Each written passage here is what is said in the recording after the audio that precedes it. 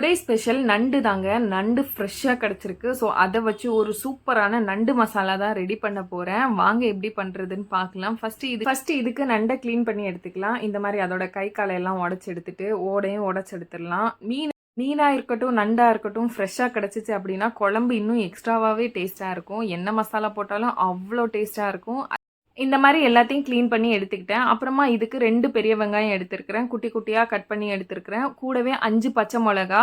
First ஒரு பேனில் தேங்காய் எண்ணெய் சேர்த்துட்டு வெங்காயம் சேர்த்து கூடவே பச்சை மிளகாயும் சேர்த்துட்டு நல்லா வதக்கிடலாம். வதங்கினதுக்கு அப்புறமா 1 டீஸ்பூன் இஞ்சி பூண்டு பேஸ்ட்டு சேர்த்துருக்கிறேன். இதுக்கு 3 தக்காளி இந்த மாதிரி அரைச்சி ஊற்றிடலாம்.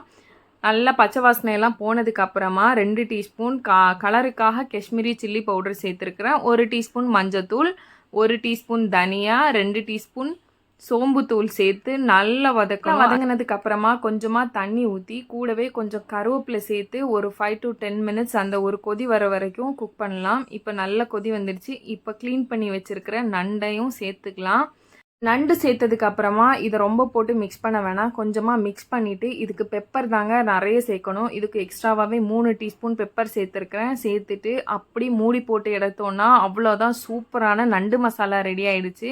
ஃபைனலாக மல்லி இலை சேர்த்துட்டு சாப்பிட்டு பார்த்தா அவ்வளோ டேஸ்ட்டாக இருந்துச்சு. கண்டிப்பாக ட்ரை பண்ணி பாருங்கள். ஃப்ரெஷ்ஷாக இருந்தனால இன்னும் எக்ஸ்ட்ராவாகவே டேஸ்ட்டாக இருந்துச்சு. Tata bye bye.